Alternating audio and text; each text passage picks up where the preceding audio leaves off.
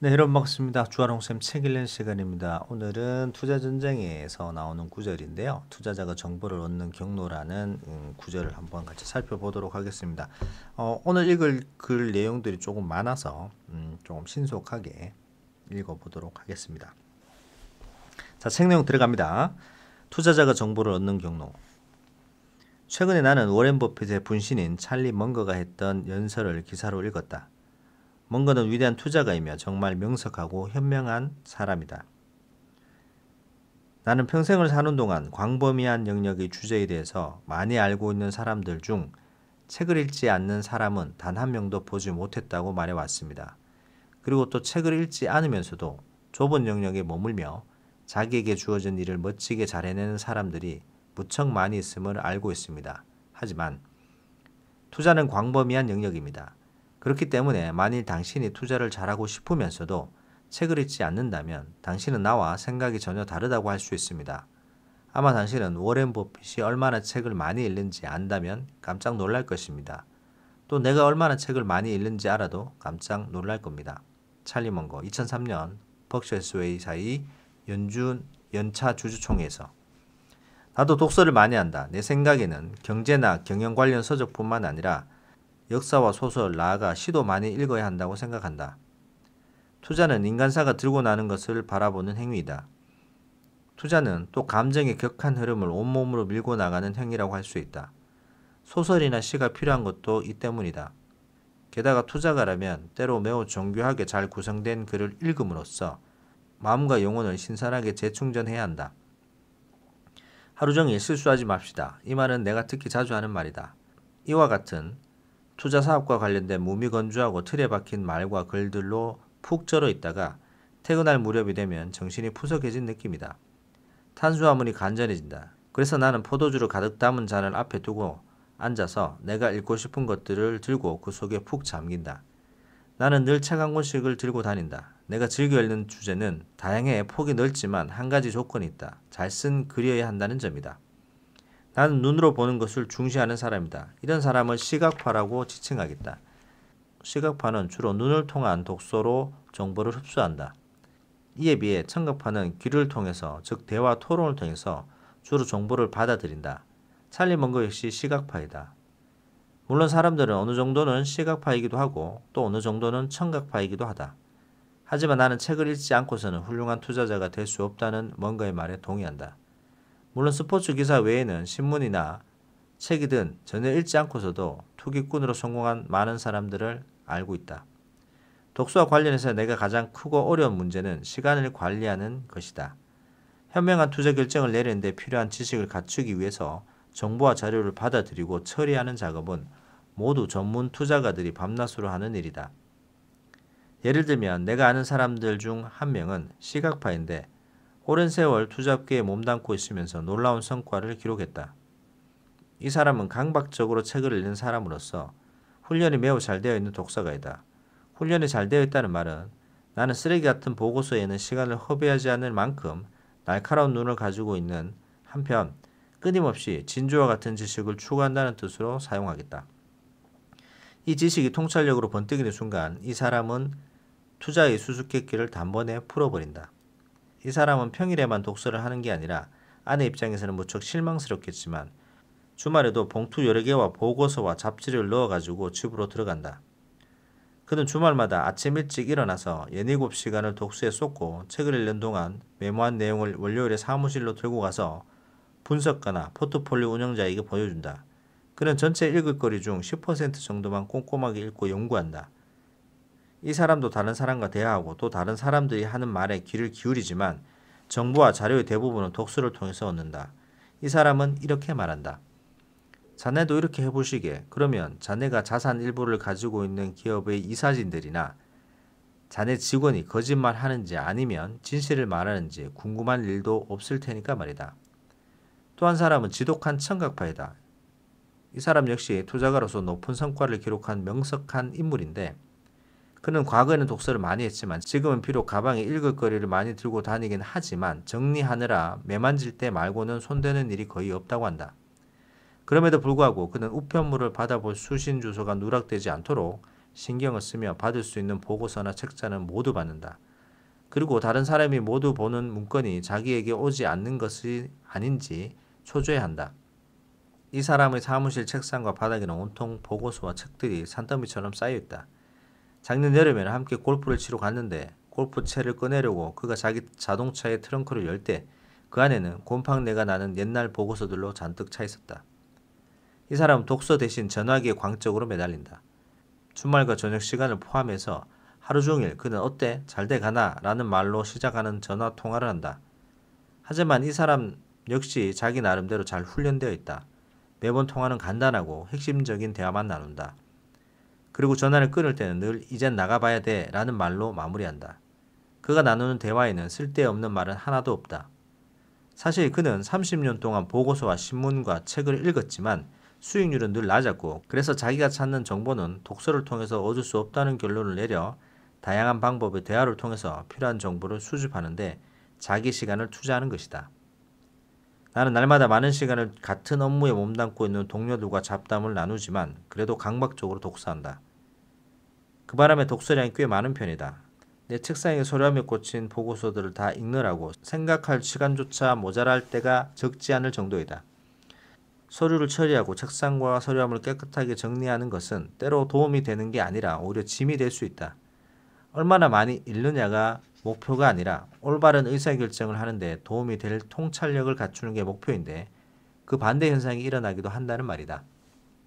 사무실에서는 집중해 독서를 할 수 없다. 집중을 방해하는 요소들이 너무 많기 때문이다. 그래서 나는 주로 밤이나 주말에 책을 읽는다. 이런 독서가 정말 도움이 되는지 아니면 단순한 중독 현상일 뿐인지는 나도 잘 모르겠다. 하루 단위로 따질 때 독서와 돈을 버는 일이 직접적인 연관이 있는지는 모르겠지만 그래도 내 서류함에 놓여 있던 보고서들을 다 읽고 나면 적어도 부담감은 사라진다.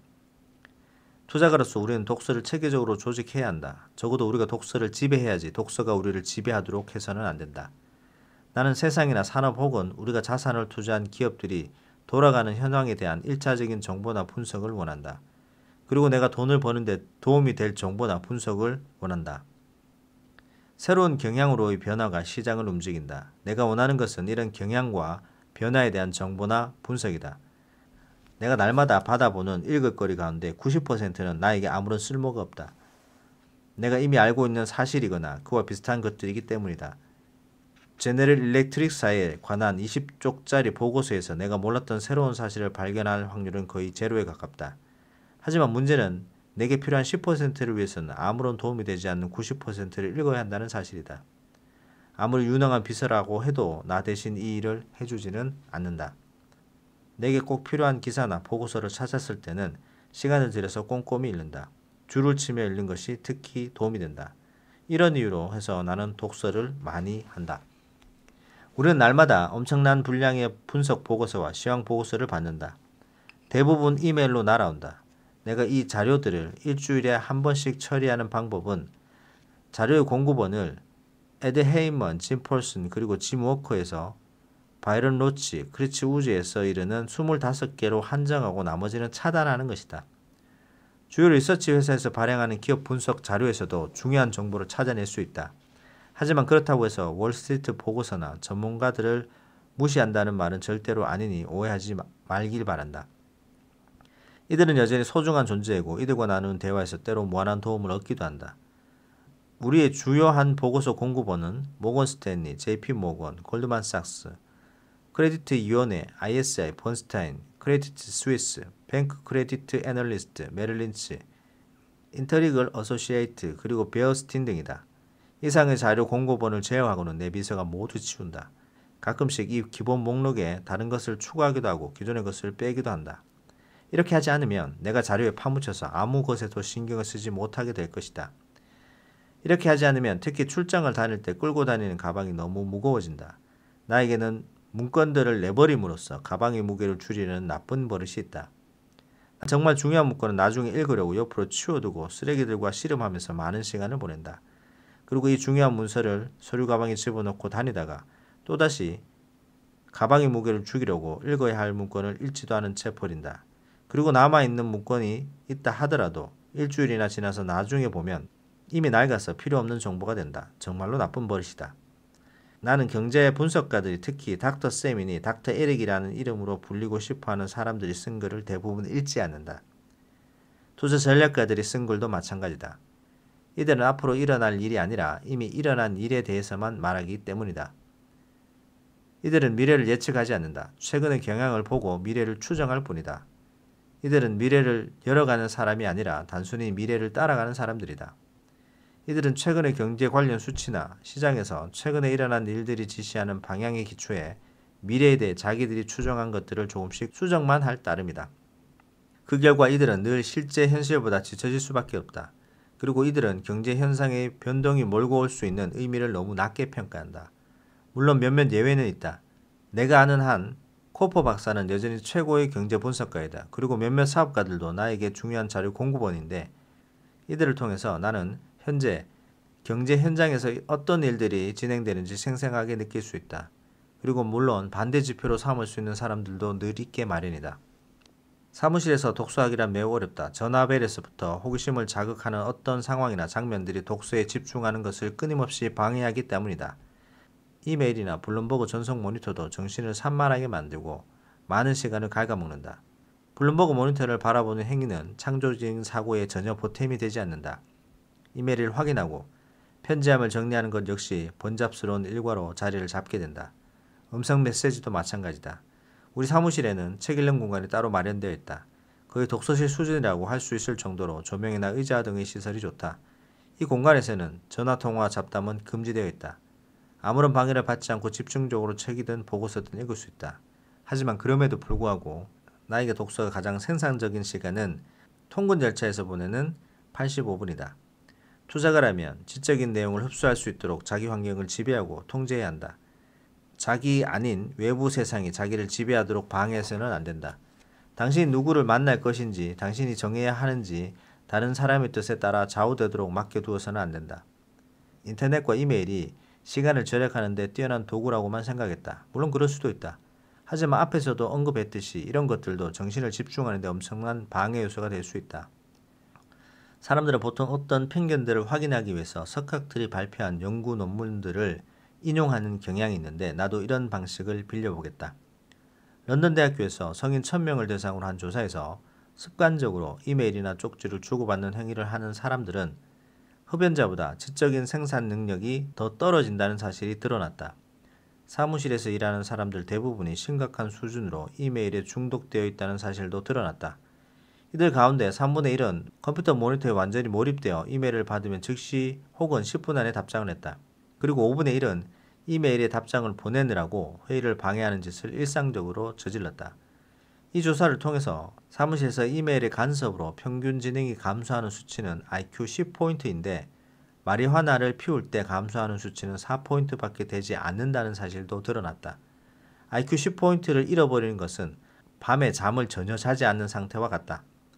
물론 이메일이나 흡연 그리고 잠자지 않을 때 나타나는 이런 현상은 일시적인 것이다. 이 조사를 통해서 드러난 또 하나의 놀라운 사실은 여자가 남자보다 덜 영향을 받는다는 사실이다. 이메일로 인한 여성의 IQ 평균 하락 포인트는 5인데 비해 남자는 15이다. 다른 말로 하면 여자는 남자보다 두 가지 일을 동시에 할 수 있는 역량이 더 높다는 말이다. 독서가 중요한 게 아니라 제대로 독서하는 것이 중요하다. 자, 여기까지입니다. 좀 내용이 길 수도 있는데요. 이 바튼 빅스가 얘기하는 투자자가 정보를 얻는 경로에 대해서 시각파와 청각파, 그러니까 독서나 아니면 다른 보고서로 통해서 듣는 사람이 있고 이야기나 대화를 통해서 듣는 사람들 뭐 여러 가지가 있는데 본인은 시각파라고 얘기를 하고 있고 수많은 어떤 자료들에 파묻혀 버릴 수도 있기 때문에 시간과 그 다음에 자료들이 들어오는 것을 어느 정도 제한한다는 얘기도 하셨고요. 어떤 통찰을 얻기 위해서 독서를 하는 것이기 때문에 독서 자체에 이제 중독되지 말고 독서를 어느 정도 통제하라는 그런 말씀을 하고 있습니다. 또 중간에는 필요한 정보 10%를 얻기 위해 90% 정도는 쓸데없이 읽어야 된다는 그런 어떤 과정에 대한 부분도 말씀을 해주셨습니다. 그래서 어떤 독서를 집중적으로 잘할 수 있는 시간대를 만드셔서 여러분들도 투자에 도움이 될 수 있는 독서를 해보시는 것도 좋을 것 같습니다. 자, 오늘은 여기까지 하도록 하겠습니다. 도움 되셨다면 구독, 좋아요 부탁드립니다. 감사합니다.